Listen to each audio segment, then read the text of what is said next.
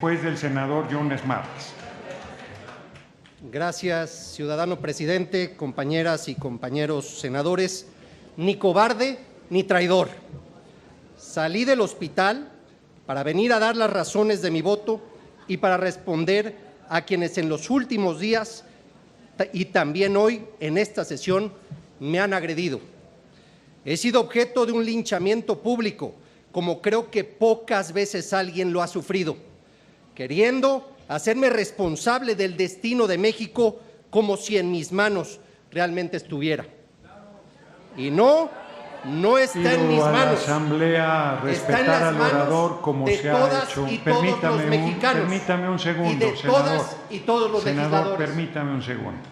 Hemos escuchado con atención y respeto a todas las senadoras y senadores que han hecho uso de la palabra. Pido a la Asamblea guardar silencio durante la intervención del senador. Todos los senadores y senadoras merecen respeto. Tiene la palabra, senador Yunes. Me duele la agresión injusta, de donde venga, pero me ha lastimado profundamente la que se ha originado en mi propio partido. Desde muy joven he luchado por la democracia desde el PAN, nunca en otro partido. En el PAN me formé y siempre escuché que lo más importante en la vida es defender la libertad, la dignidad y vivir en congruencia con nuestros principios. Por eso no puedo aceptar que se me quiera imponer el sentido de mi voto. En ningún caso. Nunca había visto en el PAN un intento de imposición y de sojuzgamiento tan burdo, tan sin sentido como el de estos días. A base de amenazas y agresiones. Vuelvo a pedir a la Asamblea que guarden silencio y respeten la intervención del senador Yunes. Por favor, senadoras. Gracias. Con base de amenazas y agresiones, han querido obligarme a que me pronuncie en contra de una reforma sin analizarla, sin discutirla, sin dialogar, simplemente porque se decidió ir en contra de la mayoría. Vivimos en un sistema representativo y por tanto la mayoría legislativa representa a la mayoría de los mexicanos, nos guste o no. No estoy de acuerdo con doblarme ante la necedad. Por ello decidí analizar a fondo y preparar un posicionamiento al que doy lectura a continuación. Milito en el Partido Acción Nacional porque en el centro de sus principios está el respeto a la dignidad humana y por tanto a la libertad. En ejercicio de esa libertad vengo a esta tribuna a razonar mi voto en la reforma del Poder Judicial. Lo hago en mi condición de opositor a un gobierno con el que no he coincidido, pero soy opositor Senadoras, racional. Les pido, Nunca permítame, senador Yunes. Gracias, presidente. Lo hago en medio de un debate que se ha pervertido y que pretende restringir esa libertad para obligarnos a votar en uno o en otro sentido.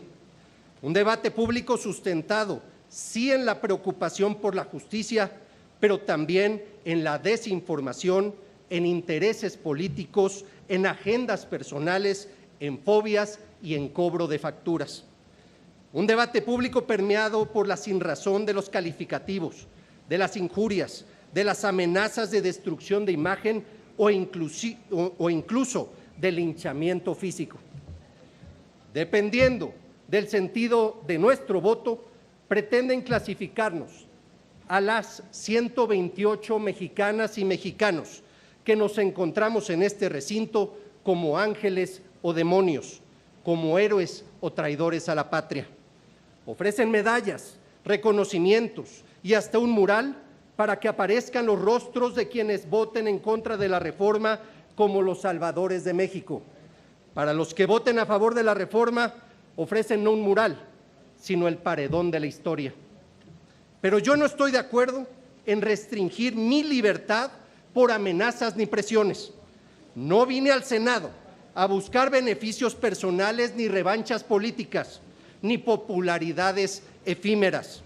Vine al Senado a luchar por un México justo, libre, democrático, seguro, igualitario, y así lo haré a costa de lo que sea.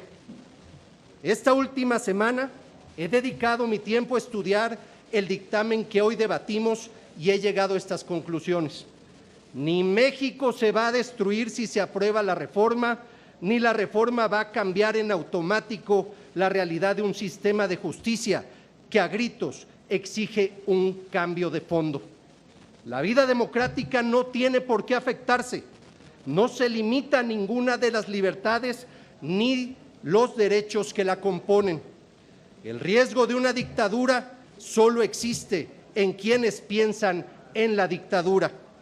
Estoy seguro que ninguno de los aquí presentes queremos para México un gobierno dictatorial. Somos demócratas de varios colores, pero todos demócratas. Pero más que nada, el pueblo de México no permitiría nunca una dictadura. En el centro del debate encuentro las siguientes interrogantes. ¿Tiene la mayoría derecho a promover un cambio estructural a uno de los poderes de la Unión? ¿Es la elección popular la mejor vía para nombrar a ministros, magistrados y jueces? ¿Dará la nueva conformación del Poder Judicial ventajas políticas al partido en el gobierno? Sostengo que la mayoría sí tiene derecho a promover cambios estructurales. Así ha sido a lo largo de nuestra historia. Recordemos un caso. En 1994, legisladores del PRI y PAN, a iniciativa del presidente Zedillo, aprobaron la reforma de 20 artículos de la Constitución para precisamente reformar de fondo al Poder Judicial. Vale la pena recordar su contenido.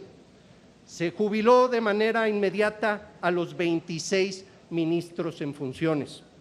Se redujo a 11 el número de ministros. Se creó el Consejo de la Judicatura. Se dio vida a las controversias constitucionales y acciones de inconstitucionalidad. La votación en el Senado en favor de los nuevos ministros propuestos por el presidente de la República fue unánime. Algunos académicos y politólogos calificaron la reforma como un golpe de Estado. Lo cierto es que no hubo tal golpe de Estado, sino por el contrario, México aceleró su transición democrática. Apenas 3 años después de esta reforma, el PRI perdió la mayoría en el Congreso de la Unión y en el año 2000 perdió la presidencia de la República. Es decir, los beneficios políticos de la reforma del Poder Judicial no fueron para el régimen. Probablemente la mayor inquietud que provoca la reforma es el voto popular para elegir a los impartidores de justicia. Se supone que por la fuerza de una organización política serán electos y ese voto los comprometería y perderían, por tanto, su imparcialidad. Pero ¿quién nombra hoy a las y los ministros de la Suprema Corte de Justicia de la Nación? Es el Senado, a propuesta del presidente de la República, quien tiene origen y militancia partidista. ¿Tiene también el Senado en su esencia una composición político-partidista? Sin duda. Las negociaciones para los nombramientos se llevan a cabo entre grupos parlamentarios de distintos partidos. Y si el Senado no logra un acuerdo, el presidente nombra libremente, como sucedió la última ocasión en que recayó el nombramiento en una persona abiertamente militante de Morena. Antes el Senado había aprobado el nombramiento de otra ministra, también militante del mismo movimiento. Hoy, de 11 integrantes de la Corte, 5 han sido propuestos por el presidente López Obrador. Entre este año y el próximo tendrán que designarse 4 ministros más a propuesta de la presidenta Sheinbaum. Es decir, tendría el régimen mayoría cuando menos de 9 a 2 en el Pleno. Esto sin hacer ninguna reforma. Magistrados y jueces de distritos son nombrados por el Consejo de la Judicatura, donde también el gobierno tendría control. Debemos entonces preguntarnos si es mejor que el presidente de la República siga nombrando libremente a los ministros y de manera indirecta a magistrados y jueces, o vamos a un nuevo modelo de elección popular en el que el nombramiento no esté vinculado directamente a una persona, sino a millones de ciudadanos con los que no existiría vínculo ni compromiso personal directo y verificable, como sí lo existe en el modelo actual. Agregaría algo más. No hay razón para dudar de la calidad personal y del compromiso. Hemos sido tolerantes con el tiempo. De cualquier manera, le pido vaya concluyendo, senador Yunes. Concluyo. Agregaría algo más. No hay razón para dudar de la calidad personal y del compromiso con la ley de quienes resultan electos si la reforma se aprueba. ¿Por qué y de quiénes vamos a dudar si no sabemos ni siquiera quiénes son? Pongo un ejemplo presente de actuar imparcial. Cuando menos 2 de los 5 ministros de la Suprema Corte de Justicia de la Nación propuestos por el presidente López Obrador han aprobado resoluciones que son contrarias al interés del gobierno, privilegiando su compromiso con la Constitución y no con el poder. Compañeras y compañeros legisladores, nada justifica el enfrentamiento y la polarización. Está por iniciar un nuevo gobierno federal y creo que todos debemos contribuir a que lo haga en un ambiente. Concluir, senador Yunes. Le recuerdo, presidente, que fue interrumpido también en varias ocasiones. Sí, pero termine su intervención. Nada justifica el enfrentamiento y la polarización. Está por iniciar un nuevo gobierno federal y creo que todos debemos contribuir a que lo haga en un ambiente de estabilidad y de armonía.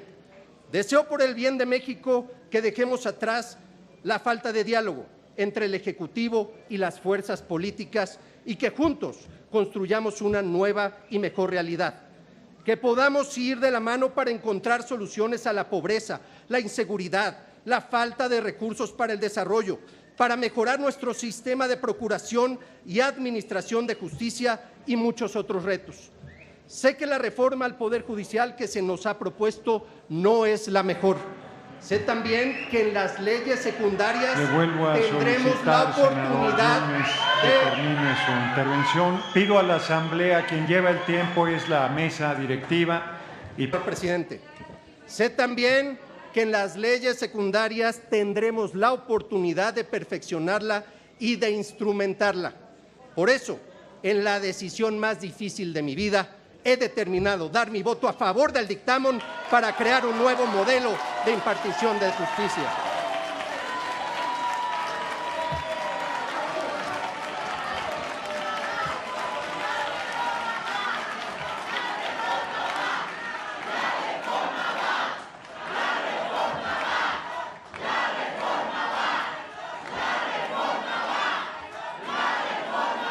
Y termino con lo siguiente. No traiciona a quien actúa de acuerdo con sus principios. Se requiere más valor para ir en contra de la corriente que montarse en ella. El tiempo dirá.